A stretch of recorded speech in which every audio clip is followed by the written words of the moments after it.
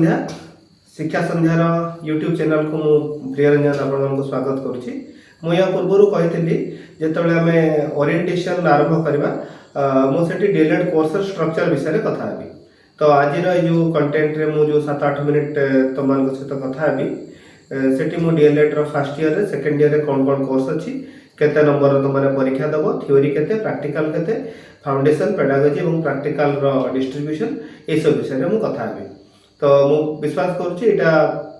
Discussion पर तुमको DElEd course रो जो स्ट्रक्चर अच्छी गोटे डिटेल्ड अंडरस्टैंडिंग आसो एवं तुम भल भाव बुझी पार तुमको कौन पढ़ा अच्छी केमी पढ़ा अच्छी।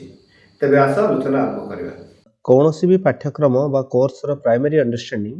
तार गठन बा स्ट्रक्चर को बुझीबार आरंभ हुए। अनेक समय देखा जाए डीएलएड करुथिबा छात्र छात्री माने यार गठन बा स्ट्रक्चर को लेकिन गोटे क्लीयर आइडिया रखि नथांती। जड़े छात्र शिक्षक भाव में तमे डीएलएड कोर्स रो गठन एवं तार मूल्यांकन प्रणाली विषय स्पष्ट भाव में जानिबा आवश्यक। आगामी 5-6 मिनिट रे मु विषय कहबी। जदि गोटे वाक्य रे कहा जाए कौन काहींकी और किपरि पढ़ा जिवो ताहा होची कोर्स स्ट्रक्चर। आम जदि डीएलएड कोर्स स्ट्रक्चर कथा हबा अन्य शिक्षक शिक्षा कार्यक्रम यथा बीएड हो पारे इंटीग्रेटेड टीचर ट्रेनिंग प्रोग्राम हो पारे ये सब भले डीएलएड कोर्स जो जते सब विषय पढ़ा जाए ताकू 3 भाग में विभक्त कराई। प्रथम भाग होची फाउंडेशन कोर्स, द्वितीय भाग होची पेडागोजी कोर्स और तृतीय भाग होची प्रैक्टिकल कोर्स। ये जो विभाजन एटा शिक्षक प्रस्तुतिर गोटे लॉजिकल तथा प्रोग्रेसिव अप्रोच को लेकिन तैयारी करा जायछि। तुम करिकुलम रो जो फाउंडेशन कोर्स अच्छी एटा होची प्रथम कंपोनेंट बा ग्रुप ए रा सब्जेक्ट। जो फाउंडेशन कोर्सेस अच्छी से गुड़िक शिक्षा को गोटे विषय भाव में बुझिया पाई जो भित्तिभूमि आवश्यक ता जगै थांती तथा काहेकि गोटे विषय को पढ़ाइबा ये प्रश्न उपर अधिक ध्यान दियंती। जो माने +2 बा +3 रे शिक्षा बा एजुकेशन को गोटे सब्जेक्ट भाव में पढ़िथिबो से माने मने पकई पारथुबो जे आमे जो सब विषय पढ़ी थाउ शिक्षा रे तार मूल आधार होची philosophy, psychology, sociology, political science तथा इकोनॉमिक्स आदि विषय विभिन्न तत्व। फाउंडेशन विषय गुड़िक शिक्षक प्रस्तुति पाई सिद्धांतगत आधार तथा दार्शनिक दिग प्रदान करती। तुम करिकुलम रे एगुड़िक पढ़ा जिबार उद्देश्य होची छात्र शिक्षक मानक शिक्षा काहेकि आवश्यक, यार लक्ष्य कौन एवं शिक्षार्थी माने किपरि बड़ हुअंती किपरि शिखंती ताहा बुझिबारे सहाय्य करबा। एथिरे जो साधारण विषय गुड़िक अंतर्भुक्त से गुड़िक होची शिक्षार दार्शनिक एवं सामाजिक मूलदुआ, शिक्षण एवं विकासर मनोविज्ञान, प्रारंभिक शिक्षा एवं समसामयिक भारतीय समाज, शिक्षागत प्रजुक्ति विद्या, आईसीटी एवं समावेशी शिक्षा तथा क्रियात्मक गवेषणा। डीएलएड कोर्स रे जो 5टी फाउंडेशन पेपर पढ़िया को पड़िबो। प्रथम वर्ष रे 3टी एवं द्वितीय वर्ष रे 2टी। से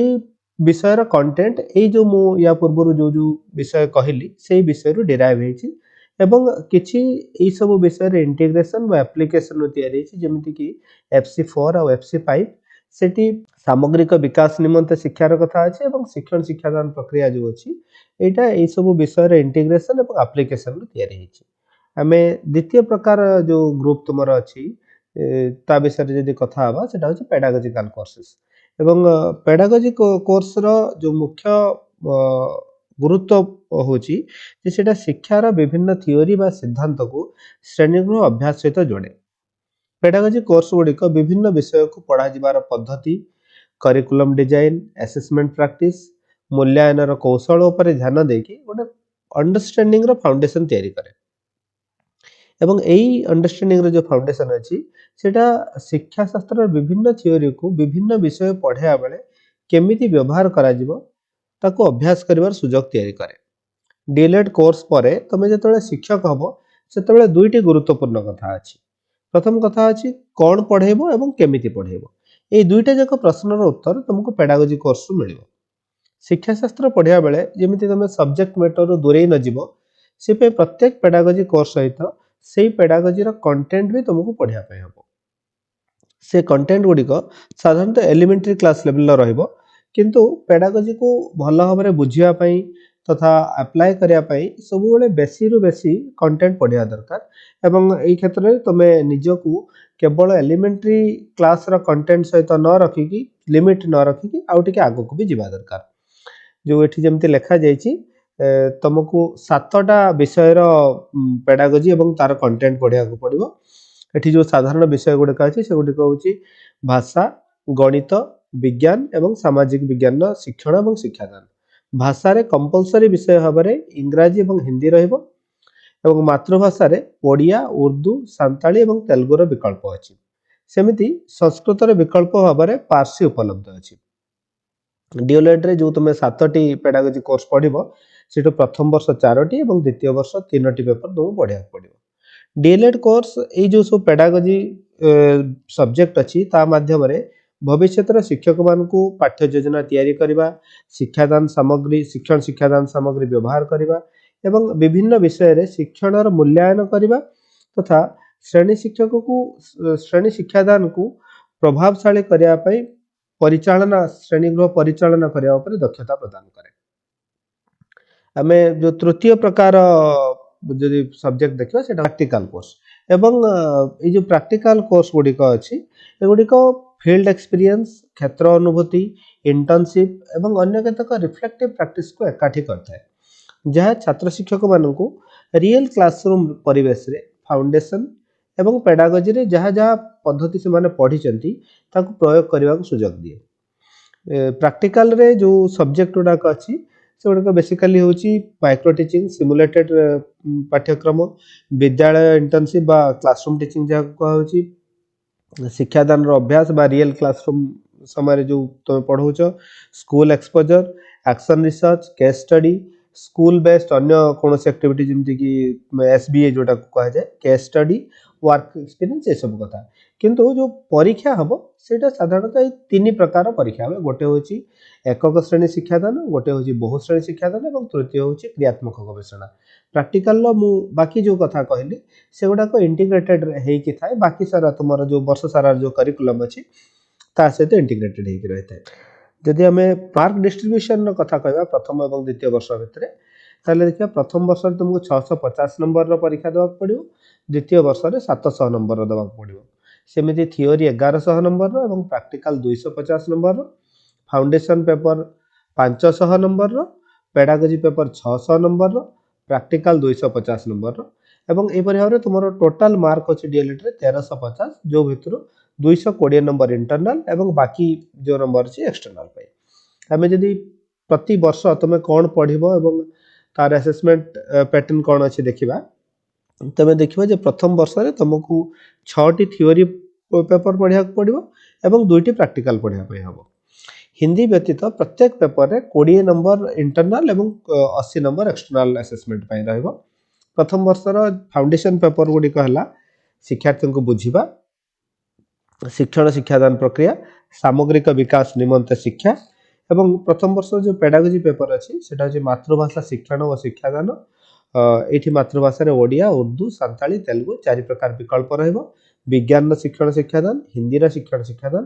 प्रैक्टिकल 2टा पेपर रहिबो 2टा पेपर को 100 नंबर रहिबो एपरि भाव में तुम 650 नंबर रहिबो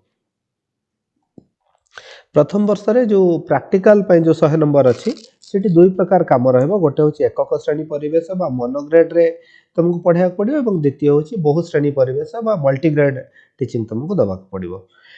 जो प्रथम वर्ष रे जो प्रथम मोनोग्रेड टीचिंग दब सेठी तुम ओडिया उर्दू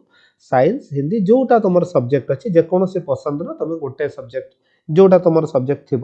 से सब्जेक्ट तुम टीचिंग दे पार मल्टीग्रेड रे सेमिति श्रेणी एवं विषय चूज कर तुम फ्रीडम रहिबो आइडियल कंडीशन ने जो परीक्षा 45 मिनिट हवा कथा सेमती आम जब द्वितीय वर्ष कथा कहवा द्वितीय वर्ष में तुमको 6टी थियोरी पेपर और 3टी प्रैक्टिकल पेपर पढ़ा पड़ो संस्कृत व्यतीत प्रत्येक पेपर जो अच्छी सेठी 20 नंबर इंटरनल और 80 नंबर एक्सटर्नल असेसमेंट हम एवं जमिति तुम प्रथम वर्ष प्रैक्टिकल पेपर 100 नंबर मोनोग्रेड और मल्टीग्रेड रही एठी गोटे नुआ कथा रहिबो मोनोग्रेड मल्टीग्रेड व्यतीत एक्शन रिसर्च रहिबो एवं जोठी तुमको गोटे रिपोर्ट तैयारी करके ताको प्रेजेंट करिया पड़ो जो प्रथम वर्षर जमी फाउंडेशन पेडागोजी अलग अलग पेपर थिला सेमती द्वितीय वर्षर फाउंडेशन पेपर होची प्रारंभिक शिक्षार सांप्रतिक स्थिति और समस्या पाठ्यक्रम योजना और परिचालना यही प्रथम जो FC1 और FC3 ये दुटा रहा तुम फाउंडेशन पेपर एवं पेडागोजी रे चारिटा पेपर पढ़ा पड़ो इंग्राजी गणित सामाजिक विज्ञान शिक्षण शिक्षा ता संगे संस्कृतर शिक्षण और शिक्षादान एतिक पेपर तुमको पढ़ा पड़ो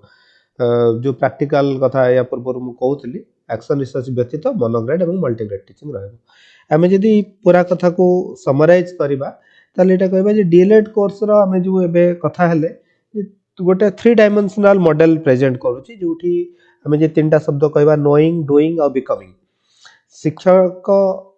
तैयारी बा शिक्षक विकास ज्ञानात्मक प्रक्रियागत और भावनात्मक दिग गुड़ संतुलित भाव में सुनिश्चित करे एनसीएफटी 2009 बा जोटा शिक्षक शिक्षार पाठ्यक्रम आधार सेठी जो कथा वर्णना कराइला शिक्षार सामग्रिक विकास दृष्टिकोण को मध्य एई करिकुलम प्रतिफलित करे एवं सामग्रिक भाव में फाउंडेशन पेडागोजी एवं प्रैक्टिकल कोर्स गुड़िक एकत्रित भाव में निश्चित करती जे शिक्षक जो माने ए डीएलएड कोर्स माध्यम रे जिबे से माने नॉलेजेबल होइतिबे स्किल्ड होइतिबे एवं रिफ्लेक्टिव होइतिबे ओडिया रे कहले से माने ज्ञानी दक्ष एवं प्रतिफलित अभ्यासकारी वृत्तिधारी को सृष्टि करिवो एई करिकुलम मु भाबुचे एबे आमे जो कथा हेलु तमन को भितरे डीएलएड कोर्स स्ट्रक्चर को नेकी गोटे प्राइमरी अंडरस्टैंडिंग डेवलप करथिबो कौनसी भी प्रसंग रे तुमे जदि किछि प्रश्न पचारिया चाहूचो बा किछि मतामत दबा को चाहूचो तुमे हमको ईमेल करि परिबो एवं तुमर प्रश्न एवं मतामत हमको निश्चित भाव में उत्साहित करिवो मुई प्रारंभिक जो आलोचना थिला एठी अधिक ओडिया एवं अल्प इंग्राजी शब्द व्यवहार करछि परवर्ती समय तुम माने जो भाषा रे अधिक कथा हवा को चाहिबो